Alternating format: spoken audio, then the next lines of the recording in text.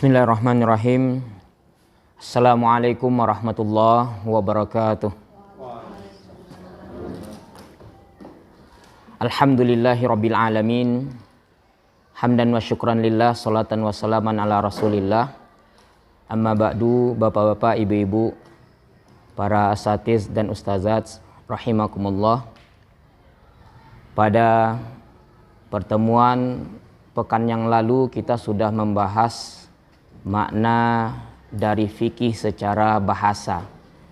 Waktu itu kita sampaikan fikih berasal dari bahasa Arab, yaitu faqiha yafqahu fiqhun. Artinya adalah fahima yafhamu fahmun. Jika kita translate ke dalam bahasa Indonesia, maka fikih berarti faham. Hal ini didukung oleh firman Allah yang terdapat dalam beberapa surat dan ayat, di antaranya dalam surat Hud ayat 91, dalam surat Al-Isra ayat 44, dan dalam surat Toha ayat 25 sampai 28 yang menerangkan tentang doa Nabi Musa alaihissalam. Dan ini seluruhnya kita sangat hafal. Nabi Musa berdoa, Rabbi syrahli sadri wa yassirli amri wahlul 'uqdatam min lisani yafqahu qawli. Bapak Ibu sekalian, kata faham tentu maknanya jauh lebih dalam dibandingkan hanya sekedar tahu. Kalau kata tahu, kita hanya bisa menjawab pertanyaan ketika orang bertanya apa. Sebagai contoh, ketika orang bertanya apa itu, maka kita hanya bisa menjawab itu adalah sesuatu. Ketika orang bertanya lebih daripada itu, maka kita tidak akan bisa menjawab hal-hal yang berhubungan dengan sesuatu tersebut. Namun kalau kata faham, maka di samping kita bisa menjawab pertanyaan apa itu, maka mungkin kita juga bisa menjawab pertanyaan-pertanyaan lainnya, seperti di mana atau kapan sesuatu itu berada misalnya, atau apa sebabnya dan kenapa sesuatu itu disebut begitu, dan hal-hal lain yang berhubungan dengan sesuatu itu sendiri gitu. Itulah yang dimaksud dengan faham gitu. Atau mungkin dalam kajian fikih secara sederhana bisa kita contohkan, misalnya ketika ada orang yang bertanya apa arti dari atau apa hukum dari sholat 5 waktu. Ketika kita menjawab hukumnya adalah wajib, kemudian ketika orang melanjutkan pertanyaannya kenapa hukumnya wajib, kemudian kita tidak bisa menjawabnya, maka itu baru dalam kategori tahu gitu. Belum paham. Tetapi ketika ada orang yang bisa menjawab pertanyaan mengapa diwajibkan, kemudian dia jawab misalnya seperti karena syariat sholat dalam Al-Quran itu banyak sekali diungkapkan dengan kata-kata perintah. Aqimis sholah atau aqimus sholah misalnya, dirikanlah sholat, dirikanlah sholat. Sementara dalam kaidah umum itu al-aslu fil amri lil wujub, asal sebuah perintah itu adalah wajib. Apalagi perintah itu minal a'la ilal adna, dari Allah yang maha tinggi kepada seluruh manusia. Kemudian ditambah lagi atau didukung lagi dengan banyak sekali hadis-hadis Rasulullah yang menerangkan ancaman yang sangat kuat bagi siapa yang meninggalkan sholat misalnya. Seperti kalimat faman tarakaha faqad kafara, siapa yang meninggalkan sholat itu maka dia sungguh telah kafir. Ditambah lagi misalnya ada alasan bahwa Rasulullah dalam keseharian beliau tidak pernah meninggalkan sholat 5 waktu, sehingga dengan dalil-dalil inilah maka diletakkanlah hukum sholat 5 waktu itu wajib. Nah, ketika seseorang bisa menjawab hal-hal itu, maka seseorang itu bisa dikatakan seorang faqih, betul-betul faham dengan sesuatu hal. Dan itulah yang kita harapkan dengan istilah fikih itu gitu. Kita berharap tingkatan kita sampai kepada pemahaman ini, bukan hanya sekedar tahu gitu. Sebab insya Allah dapat bisa dipastikan bahwa orang yang beramal atau beribadah dengan tingkat kepahaman itu jauh lebih baik kualitas amalannya jika dibandingkan dengan orang yang beramal hanya sampai di tingkatan sekedar tahu. Bapak Ibu sekalian, kemudian kita masuk kepada arti fikih secara istilah.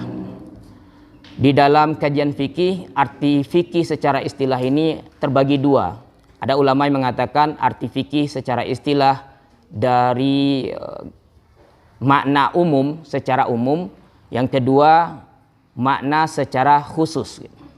Adapun arti fikih secara istilah dengan makna umum, ini sebagaimana yang diungkapkan oleh Imam Abu Hanifah.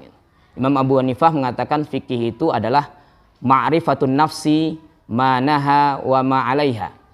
Artinya adalah pengetahuan diri ini tentang hak dan kewajibannya. Sehingga para ulama mengungkapkan bahwa pengertian yang diungkapkan oleh Imam Abu Hanifah ini bermaksud pemahaman atau pengetahuan tentang seluruh ajaran agama, seluruh syariat ini. Maka ketika kita mengetahui atau memahami seluruh ajaran syariat Islam, maka itulah yang disebut dengan fikih.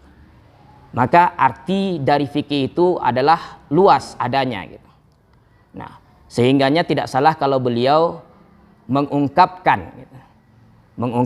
atau membuat kitab yang mana kitab itu berisikan tentang akidah dan tauhid. Tetapi beliau sebut atau beliau namakan nama kitab itu dengan nama Al-Fiqhul Akbar, fikih akbar. Jadi pemahaman tentang agama yang paling besar, yaitu adalah persoalan akidah dan tauhid. Kalau kita mungkin tidak mengetahui, kita anggap mungkin kitab ini adalah kitab fikih. Padahal sebenarnya adalah kitab akidah. Karena memang pemahaman Abu Hanifah yang namanya fikih itu adalah seluruh ilmu pengetahuan yang berhubungan dengan syariat Islam. Termasuk di dalamnya pembahasan akhlak, termasuk pembahasan ibadah, dan juga termasuk pembahasan akidah dan tauhid. Pemahaman ini mungkin disenyalir atau diilhami oleh beliau dari firman Allah Subhanahu wa taala dalam ayat Al-Qur'an, diantaranya surat At-Taubah surat ke-9 ayat 122 yang sudah sangat familiar bagi kita.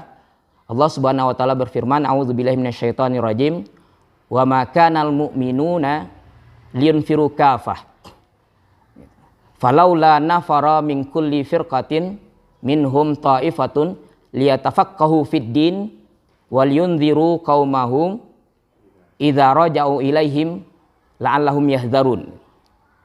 Dalam ayat ini Allah Subhanahu wa taala mengungkapkan tidaklah sepantasnya seluruh kaum mukminin itu pergi seluruhnya berperang, tapi hendaknya ada segolongan mereka yang tinggal untuk liyatafaqahu fid din, untuk bertafaqquh fid din, mempelajari, memahami agama ini.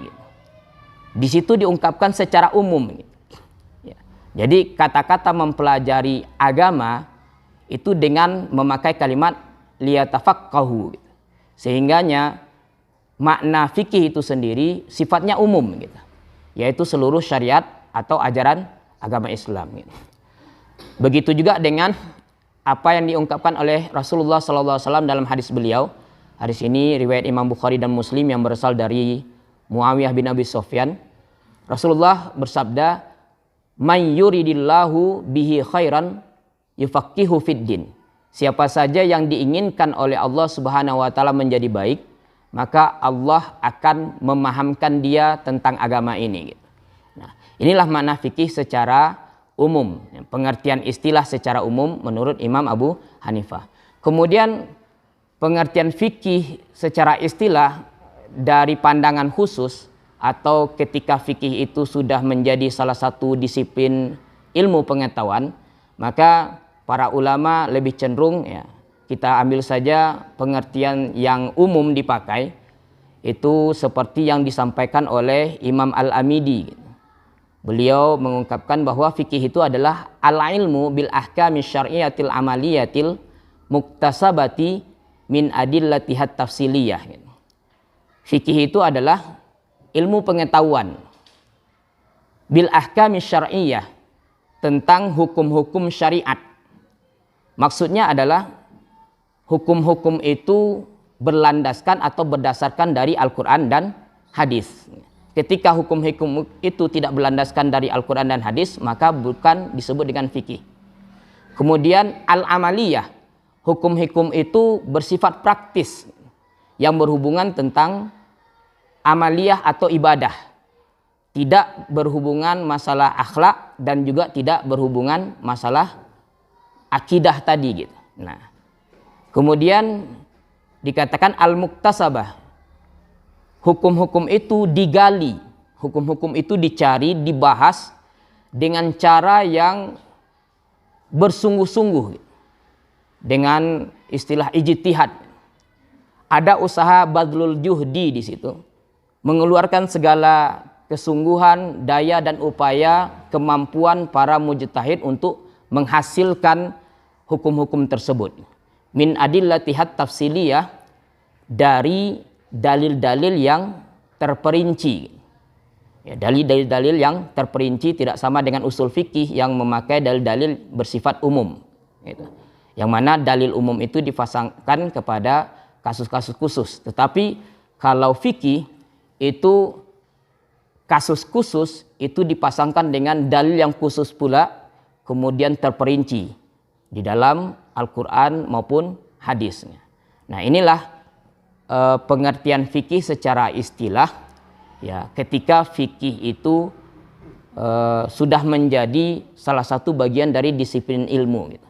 Maka sekali lagi, karena makna fikih itu luar biasa, tadi kita katakan secara bahasa faham, maka hendaknya tafaqquh fid din, ya, tafaqquh fid din itu diharapkan kepada kita betul-betul hendaknya memahami secara mendalam, gitu.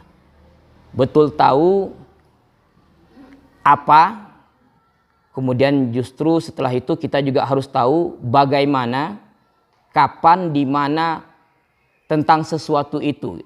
Sehingga sekali lagi seperti yang kita katakan tadi, ketika seseorang sudah betul-betul paham tentang sesuatu, khususnya amalan ataupun ibadah, insya Allah kualitas ibadahnya, kualitas amalannya jauh lebih berkualitas, lebih baik dibandingkan dengan kualitas ibadah atau amalan seseorang yang dia amalkan dengan dasar hanya sekedar tahu saja, gitu. Nah, inilah yang kita harapkan dari fikih itu sendiri. Mudah-mudahan kita mencapai tingkat pemahaman yang mendalam atau fikih tadi, sehingga dalam pengamalan hukum-hukum syariah, ya, dalam pengamalan ibadah kita betul-betul hendaknya berkualitas, tidak sekedar seremonial melaksanakan amalan atau ibadah itu saja tanpa ada makna dan hampa dari nilai-nilai yang akan bisa memberikan dampak positif dalam kehidupan kita sehari-hari. Bapak-bapak, ibu-ibu, para asatidz dan ustazat yang kami muliakan, mungkin pada pagi hari ini saja yang dapat kita sampaikan. Mudah-mudahan bermanfaat bagi kita semua, terutama bagi kami yang menyampaikan. Wabillahi taufiq wal hidayah, waridha wal inayah. Assalamualaikum warahmatullahi wabarakatuh. Mari sama-sama Bapak Ibu kita mulai PBM kita dengan membacakan basmalah. Bismillahirrahmanirrahim.